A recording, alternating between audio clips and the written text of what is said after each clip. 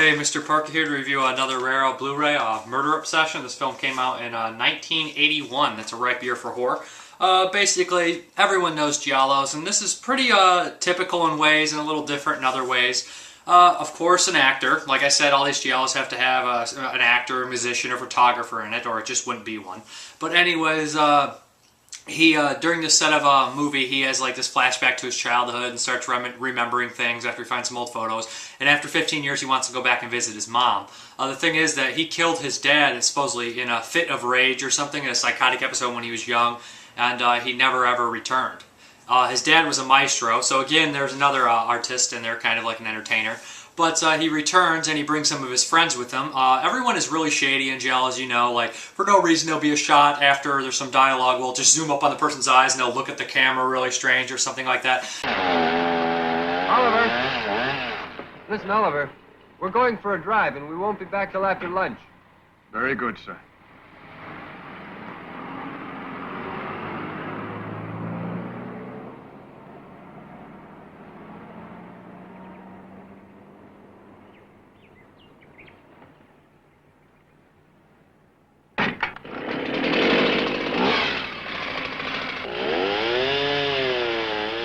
No one's trustworthy in Giallo. It kind of makes everyone seem like a suspect that way. It's harder to guess who actually did it. And usually the endings are so batshit crazy that you couldn't guess who the hell it was anyways.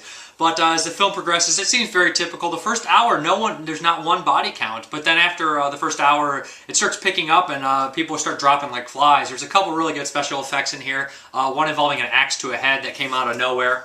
Boom! I was like, wow, that was pretty cool, pretty awesome.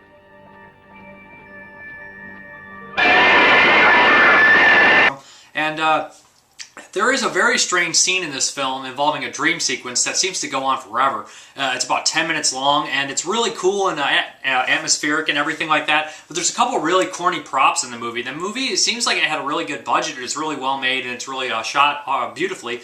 But there's a really couple corny props in there that I could not believe were actually in there. They look like Halloween USA. There's like this giant rubber spider and bats flying around.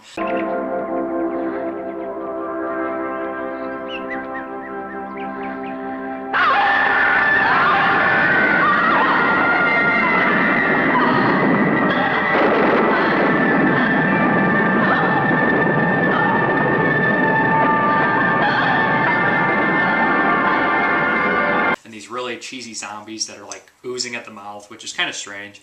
Involves the black mass, and that kind of comes into the ending and makes it even more crazy and weird.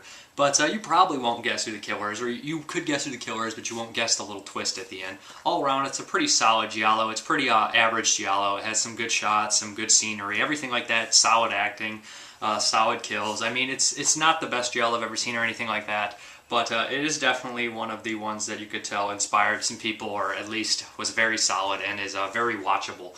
The special features in the film include quite a bit, actually. You get to watch an interview with the famous special effects artist. I'll never be able to pronounce his name, but he did tons of special effects.